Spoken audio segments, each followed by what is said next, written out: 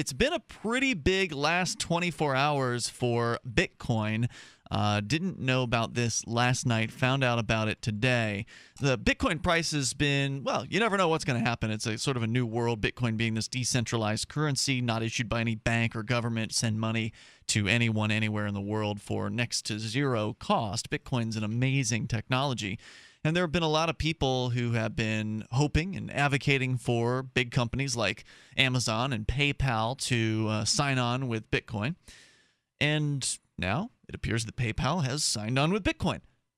Partially. We'll get into the story here in a moment. Again, toll-free number 855-450-FREE. With you tonight in the studio, Ian here. Cantwell. And Mark. Christopher Cantwell with us from ChristopherCantwell.com. And, of course, we'll take your calls as well. Now, this is big news. We had mentioned on the air recently that PayPal had a subsidiary called Braintree that was going to be integrating Bitcoin somehow in whatever the hell it is that Braintree does. I don't really know what it is. Some sort of business app. Really, I have no clue. But when that news came out, the headlines were written to make it sound like PayPal accepting Bitcoin. No, not true. Braintree, their subsidiary, is accepting Bitcoin. But that was sort of an indicator that Things could happen. If a subsidiary of PayPal is now taking Bitcoin, perhaps there's something else that will be happening soon. And yesterday the news dropped that, or maybe it was earlier today.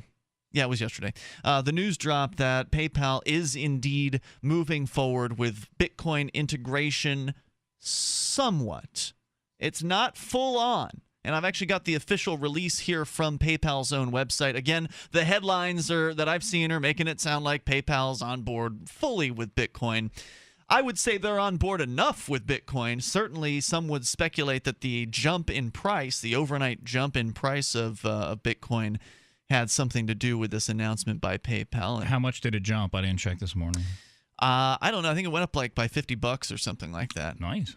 That's just a shot in the dark. It was. I mean, I do up. think if PayPal started accepting or allowing you to trade in Bitcoin or trade dollars into Bitcoin. I don't know exactly what we're about to hear here, but I think it would definitely do something to the demand for Bitcoin. Certainly. Yeah, it's not that you are not going to at this time be able to denominate a PayPal wallet in Bitcoin or have some sort of alternative wallet within PayPal that would hold Bitcoin or anything like that. That's not it. But what they are doing is they are allowing PayPal merchants who do business for digital goods with digital goods. So a digital good would be something that, they're not going to ship you physically.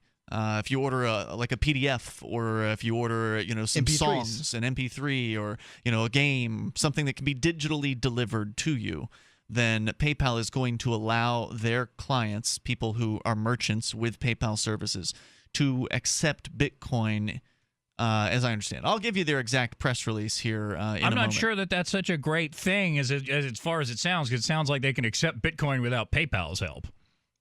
Well, yes, obviously a merchant can accept Bitcoin without PayPal's help. There's no doubt about that. In fact, there are companies like Coinbase and BitPay that are designed for merchants to sign up with and then integrate onto their website and receive Bitcoin. But this would be a way for PayPal to facilitate this for businesses that, let's say, are already with PayPal. They already have this, what they call the PayPal Payments Hub, I guess, set up. And so Bitcoin is now going to be one of a myriad of options for online payments within that payments hub. Well, it still grants, I think, a lot of credibility to Bitcoin at the very least that it's being accepted. That PayPal is doing something with it, I think, does a lot for its credibility, yes, even if the service turns out to be not so wonderful. So we'll dig deeper into this here in a moment. Bitcoin's an exciting world. There's always something happening, some exciting news. In fact, yesterday I had news about how Square is accepting Bitcoin. Now, maybe you don't know what Square is. Square is a major payments processor. They allow businesses to accept credit card payments in a lot of places. Even large businesses like Whole Foods apparently, I think, are using Square. Why would Whole Foods use Square? I Maybe thought it was I'm like a wrong about mobile that. app or something. And by the way, I would discourage people from using Square. Oh, really? Because Square cut off arms dealers, legitimate gun dealers in the United States. Square refused to process their payments, and they used to process payments for firearms dealers, and they decided that they would no longer do that. And one of my advertisers, voluntaryarms.com, shameless plug, he was using Square, and they cut him off, and I'm furious. That's unfortunate. I mean, I'm not vouching for Square or anything like that, but they're a fairly large payments provider. It's good to have them working with Bitcoin. And the fact that they're accepting Bitcoin is a pretty big deal. But it's even bigger that PayPal is now taking steps into the world of Bitcoin. Here's their actual release from the PayPal-community website, PayPal-community.com, from Scott Ellison, the Senior Director of Corporate Strategy at PayPal. He writes this: Bitcoin has been big news this year, and for good reason. Although cryptocurrencies have been around for some time, only Bitcoin has achieved significant scale. This new entrant into the world of payments has people asking lots of questions, including how and if PayPal will decide to work with Bitcoin. While we're focused on giving people everywhere safer and more seamless buying experiences, we're also fierce advocates of giving businesses, and in turn their customers, flexibility and the freedom of choice. Earlier this month, we announced that businesses working with Braintree, which is, again, one of their subsidiaries, will soon be able to accept Bitcoin as a payment option through their innovative V0 SDK and relationship with Coinbase. Today, we are announcing PayPal's next step in helping merchants accept Bitcoin payments. PayPal has entered into agreements with leading Bitcoin payment processors, including BitPay, Coinbase, and GoCoin, which I thought was very interesting. They didn't choose just one. Right. They decided to just go ahead. They're not picking a winner. Right. They're just assuming that they're just covering all bets. Which is a smart move from PayPal's Yeah. Why perspective. would they? Why would they bother trying to pick a winner? Instead, just see who has a better system? Because really, when it comes with these smaller Bitcoin companies, most of the problem isn't the Bitcoin protocol. It has little to do with the Bitcoin protocol. It's the people that have no business being in business have decided to get into the Bitcoin sphere. And so what I want to know, and Coinbase and BitPay are both look pretty good, but I want to know about who's going to win in this in this setup, because these are startups. You never know what's going to happen. Yep. A lot of people throwing money at it. I think they did the right thing. I think they should really be working with ExpressCoin. Well, ExpressCoin isn't a merchant services provider. ExpressCoin is one of our sponsors here at Free Talk Live. They will actually sell you Bitcoin for cash. Oh, okay. And that's really all ExpressCoin does. And they do it very, very well. So, if you want to buy some Bitcoin, that's what you want to do. So these other companies, the Coinbase, the BitPay, GoCoin, I'm not too familiar with them, but these are companies that are merchant services providers. That's what their primary purpose is. They want to do businesses with business. Right. To help these businesses like Overstock.com, Dell Computer, these companies, and even mom and pop stores like the local Corner News here on Main Street. They use Coinbase. Right. So these companies team up with the merchant services providers to accept Bitcoin, to make accepting Bitcoin easier for the point of sale or an online website. Sharing some what I consider to be pretty big Bitcoin news, and it may be the case that the Bitcoin world is in agreement with that, and that the price of Bitcoin has gone up over the last 24 hours. Now, I'm not normally somebody who can and I won't generally attribute one thing to being the reason for a rise in price of Bitcoin. But when PayPal announces that they're accepting, they're helping businesses accept Bitcoin, that they are taking, as they describe it, the next step in helping merchants accept Bitcoin payments. We'll tell you more about what that means here in a moment. That very well could have been a major factor in why the price of Bitcoin sounds like a pretty big deal to me. Has gone up, because PayPal is it's a big deal, no doubt about it. Now, they haven't jumped all the way into the deep end with Bitcoin. We'll tell you what they're doing versus what they're not yet doing here in a moment. You're welcome to share your thoughts with us as well. The toll-free number is 855-450-FREE. So, by the way, with you in the studio tonight, Ian here. Cantwell. And Mark. PayPal's website, this is actually PayPal-community.com. This is a press release or some sort of an explanation from their Senior Director of Corporate Strategy. He's saying that they have announced partnerships with 3 of what they describe as the leading Bitcoin payment processors, BitPay, Coinbase, and GoCoin. And starting yesterday, these agreements let PayPal digital goods merchants accept Bitcoin with a simple integration through the PayPal Payments Hub. This will be available to merchants in North America first. So I guess if you are a merchant who sells digital goods, then you probably already know what this PayPal Payments Hub is. I have to say, I tried to figure it out last night when I found out about this, or this morning when I found out about this. No, it was last night. Anyway, and I looked around and I clicked on the link to this PayPal Payments Hub, and I was trying to figure out, like, because we do digital payments. We got the Free Talk Live AMP program. That's a digital product, if you will. It's not an actual product, but it's something digital. You're buying a membership, essentially, with our little club, the Free Talk Live AMP program. You go to amp.freetalklive.com, and you can pay with PayPal there. So I thought, well, maybe, I can find out how to do this. I would love to make it so somebody could pay for their AMP with Bitcoin. That's one thing we've been asked for with the AMP program is, hey, you guys taking Bitcoin for that? I'm like, well, there's not really any way to do recurring payments with Bitcoin that's easy, at least. Coinbase allows for recurring payments, but again, you have to sort of preload your account with Bitcoin. There has to obviously be Bitcoin in the account for it to do that. It's not an easy thing to set up necessarily as it would be with PayPal. But man, I couldn't figure it out. I couldn't figure out where the hell this Bitcoin payments hub, or not Bitcoin, but the PayPal Payments Hub is. I went and logged into my PayPal account and I searched the help for Hub, and nothing came up. Yeah, I've been working with PayPal for years. I even have like the PayPal Here like card reader for the smartphone and stuff like that. I've never heard of the PayPal Payments Hub. I don't know if that's a different product, then they're not advertising it very well. Well, when you click on this, and I'll post this link here in a little bit to our Facebook, Google+, and Twitter. You can go to news.freetalklive.com to link to any of those. So I'll put the link up to this statement from this PayPal guy. And there's a link in his statement to a page that tells you about this PayPal Payments Hub. On the PayPal website, it says add PayPal, Bitcoin payments, and more with just one integration. And then as you roll down this page, there's nothing that tells you how to do it. So I'm not really sure. That's one of the problems with PayPal is, they're big and they're great at doing what they do. I mean, people have problems with PayPal and they're upset at them for various different things.